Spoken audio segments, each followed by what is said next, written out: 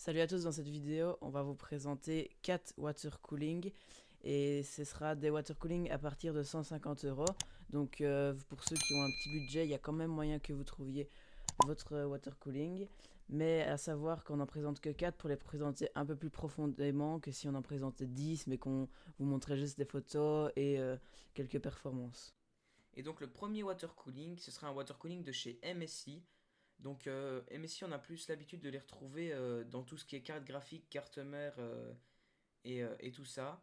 Et ici, ils viennent dans le game des water cooling en frappant très fort parce que c'est un water cooling qui a des très bonnes performances. Il bat même certains corsaires qui sont à peu près au même prix. Donc ici, niveau performance, on va essayer de pas trop vous donner des chiffres parce qu'en fonction de votre processeur, de si vous l'avez overclocké ou pas, ça changera. Mais de toute façon, il n'y a pas que le refroidissement qui compte, il y a aussi la pâte thermique, ça faut savoir, c'est très important d'acheter de la bonne pâte thermique si vous voulez des vraiment très bonnes performances. Donc ici sur la water cooling, on a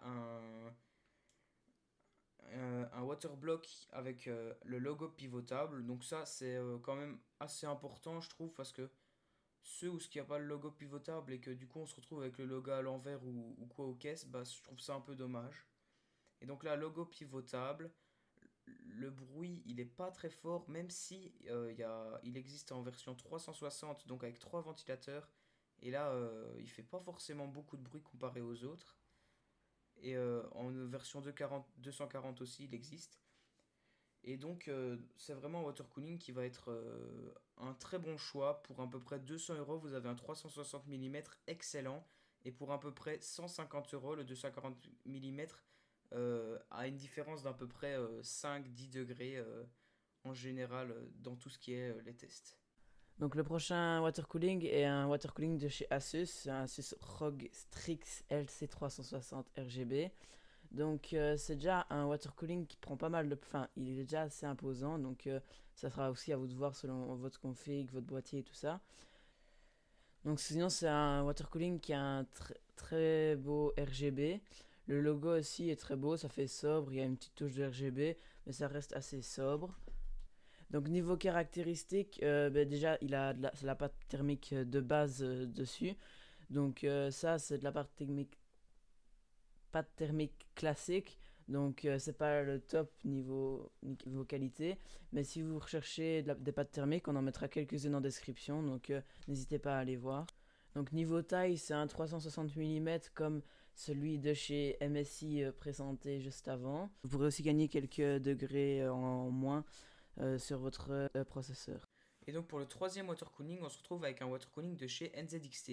Alors c'est vrai qu'ils sont plutôt bien réputés chez NZXT. Mais c'est vrai que pour les gammes en dessous de celui qu'on a ici, donc le NZXT Kraken Z63, les gammes en dessous sont un petit peu moins bonnes niveau qualité-prix, c'est-à-dire que chez d'autres marques pour le même prix, on trouvera peut-être un petit peu mieux. Mais à part ça, ça reste tout de même des très bons water cooling. Donc ici, sur le waterblock, il y a un affichage personnalisable. Donc ça, c'est vraiment la raison pour laquelle le water cooling est aussi acheté. Mais donc ici, on a quand même sur un water cooling qui va faire beaucoup de bruit.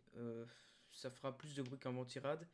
Mais au test, il arrive, je crois, au maximum, si je ne m'abuse, un tout petit peu en dessous de 50 décibels. Donc c'est pas non plus, vu que les ventilateurs ne tourneront pas toujours à 100%, ce sera pas forcément non plus hyper gênant. Mais donc ici, on va se trouver avec un water cooling haut de gamme, mais plutôt très bon. Et petit dernier truc qu'il faut savoir, c'est qu'il y a un logiciel vendu, enfin, qui est d'ailleurs gratuit et que vous n'êtes pas obligé d'avoir un produit NZXT pour l'avoir, qui s'appelle CAM. Et vous téléchargez ça et ça vous donne la température de votre CPU, de votre GPU. Et donc c'est vraiment très bien. Et donc ce sera le centre de contrôle de votre, là où vous pourrez utiliser et personnaliser tous vos produits NZXT si vous en avez. Donc le tout dernier water cooling de la vidéo est un water cooling de chez Corsair cette fois-ci. Donc comme vous le savez, on présente souvent des composants et des périphériques Corsair parce que Corsair c'est de la très bonne qualité, ils ont de très bonnes performances. Celui-ci c'est le moins cher de la vidéo. Sinon, niveau taille, c'est pas le plus grand de la vidéo, c'est même un des plus petits d'ailleurs de la vidéo. C'est un 240 mm, donc c'est pratique aussi si vous n'avez pas spécialement un très gros boîtier. Donc il a un très beau RGB qui est aussi contrôlable, et c'est aussi contrôlable sur iQOO de chez Corsair qu'on vous a présenté d'ailleurs dans une précédente vidéo. Donc tout est tout à fait contrôlable sur ce logiciel. Donc vous pourriez mettre en même temps votre barrette de RAM. Si jamais vous avez des barrettes de RAM Corsair, vous pourrez totalement les synchroniser et ça pourra donner un super rendu déjà. Sinon, comme sur tous les water cooling, vous aurez déjà bien sûr votre pâte thermique dessus. Après, c'est la pâte thermique de chez Corsair, donc c'est quand même une bonne pâte thermique déjà de base. Mais comme on l'a dit juste avant, vous aurez des liens en description si vous cherchez des pâtes thermiques de meilleure qualité pour être sûr que tout soit optimal. Sinon, au niveau du bloc, il y a le petit logo Corsair qui est assez sobre avec un RGB très très beau, c'est assez discret. Il y a le logo qui est en RGB et il y a une genre de bande tout autour. C'est très sobre, mais ça rend vraiment nickel dans un boîtier. Sinon, il est disponible dans différents types de couleurs. Il est disponible en noir et en blanc. Ben, ça dépendra surtout de votre config, car si vous faites une config full blanc, ce sera mieux de l'acheter en blanc, bien évidemment. Mais sinon, dans les deux cas, il est vraiment très très beau. Moi, je le trouve très beau dans tous les cas.